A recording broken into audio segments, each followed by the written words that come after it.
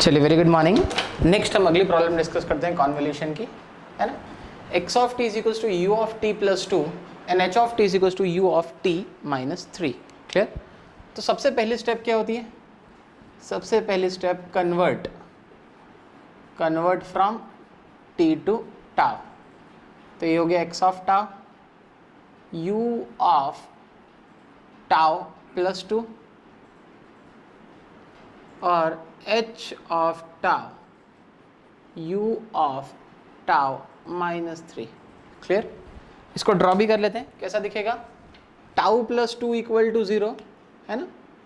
Tau plus 2 equal to 0, that is tau is equals to minus 2। x of tau जो है वो minus 2 से चालू होगा और पॉजिटिव डायरेक्शन में जाएगा क्योंकि यहाँ पर टाउ की वैल्यू पॉजिटिव है। सिमिलरली h ऑफ टाउ क्या होगा? फिर से आप कर सकते हैं, tau minus 3 equal to 0, that is tau equal to 3। ये टाउ इक्वल टू 3 से चालू होगा और पॉजिटिव डायरेक्शन में जाएगा। ये हो गया h of tau. Clear. Step number 1 complete. Step number 2 clear.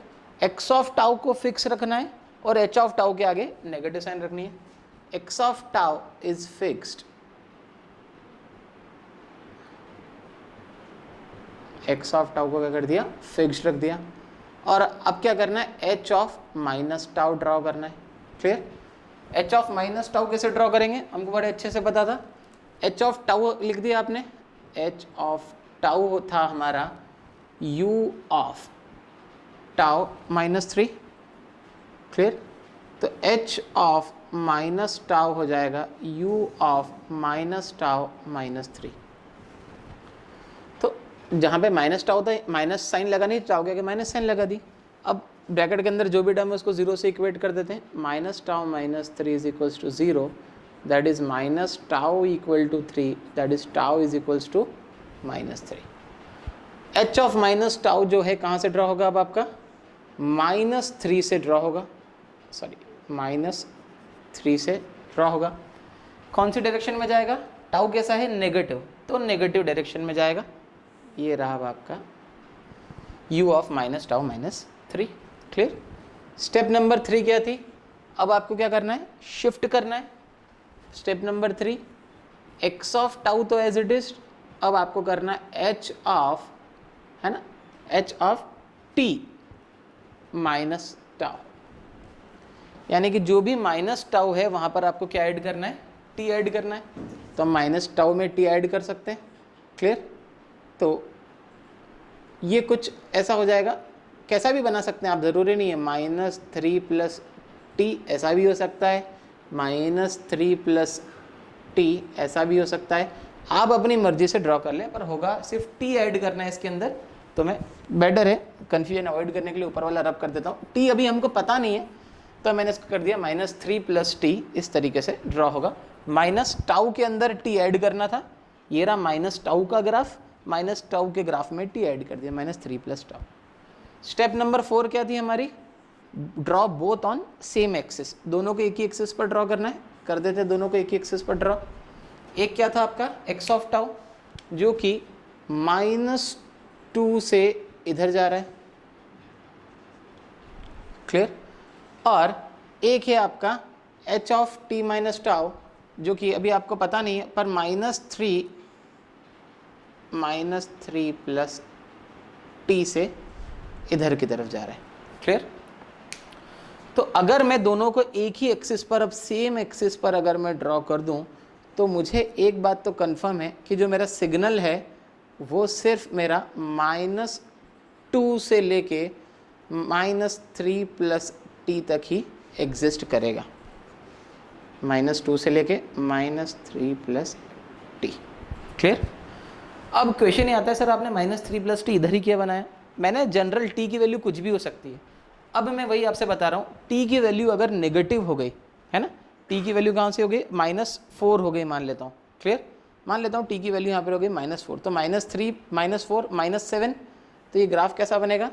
ऐसा बनेगा -7 और आप देख सकते हैं अब इन दोनों में कोई कॉमन एरिया नहीं है, तो रिजल्ट वैसे ही 0 आ जाएगा। क्लियर? तो अब जो है सिर्फ t की एक ऐसी वैल्यू अब मुझे चूज़ करनी है कि जो कि मेरे ओवरलैप वाला एरिया को ऑकर करवा सके। क्लियर? यानी कि ये अब हो जाएगा मेरा -3 + t, माइनस का 3 + t की वैल्यू ऐसी चूज़ करनी है कि अब माइनस इन दोनों के बीच में ओवरलैपिंग हो सके। क्लियर? तो आप देख सकते हैं अगर मैं मैंने ग्राफ यहाँ पे गलत ड्रॉ कर दिया, ग्राफ ऐसा है। क्लियर? तो अगर t की वैल्यू में 0 लेता हूँ तो -3, अगर चलिए मैं यहाँ पे एक बार सबसे पहले मैं फॉर एग्जांपल t = 0 के लिए ड्रॉ करता हूँ इस केस में, तो आप देख सकते हैं ये ग्राफ -3 से चालू होगा जो कि इधर की तरफ जाएगा, h ऑफ t - τ और x ऑफ τ का ग्राफ -2 से उधर की तरफ, कोई कॉमन एरिया नहीं है तो बात कैंसिल हो गई। t की वैल्यू अगर मैं 1 रखूं, क्लियर, या 1 से बड़ी रखूं, t की जगह जैसे ही मैंने 1 से बड़ी वैल्यू रख दी कोई सी भी, फॉर t ग्रेटर देन 1 से बड़ी वैल्यू मान लेता हूं मैंने 2 रख दी, तो -3 + 2 इज -1 और -1 यहाँ पे कहीं पे आएगा, कॉमन एरिया एग्जिस्ट करेगा।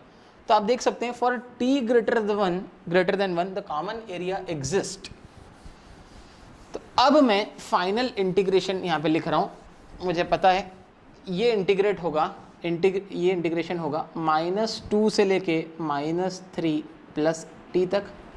क्लियर? और ये पक्की बात है जो भी इंटीग्रेशन एग्जिस्ट करेगा for t greater than 1 he exist करेगा, तभी मुझे कॉमन एरिया मिलेगा। क्लियर? तो -2 से लेके -3 + t तक मेरा एरिया रहेगा, कॉमन एरिया, और तभी हो पाएगा जब t की वैल्यू 1 से बड़ी होगी। क्लियर? इंटू x ऑफ τ है ना, इंटू h ऑफ t - τ, तो x ऑफ τ का भी मैग्नीट्यूड 1 है, स्क्वायर फंक्शन है, h ऑफ t - τ भी स्क्वायर फंक्शन है, इसका मैग्नीट्यूड भी 1 है, तो अंदर कुछ भी नहीं आएगा, अंदर सिर्फ आएगा d τ को इंटीग्रेट करेंगे तो आपको मिलेगा τ -2 से लेके -3 + t, अपर लिमिट डाल दें -3 + t minus lower limit minus plus, तो आ जाएगा 2, तो -3 + 2 इज -1, तो फाइनल आंसर मिला आपको t - 1। क्लियर? और ये क्या है, ये शिफ्टेड रैंप है। t आप कैसे ड्रॉ करते हैं, अगर मेरे को सिंपली t ड्रॉ करना है तो ये मिलेगा, पर t - 1 ड्रॉ करना है तो t - 1 = 0, दैट इज t = 1। ये जो ग्राफ है इसका वो t = 1 से चालू होगा और फिर एक सिंपल रैंप फंक्शन बनेगा। So this was your convolution. Thank you.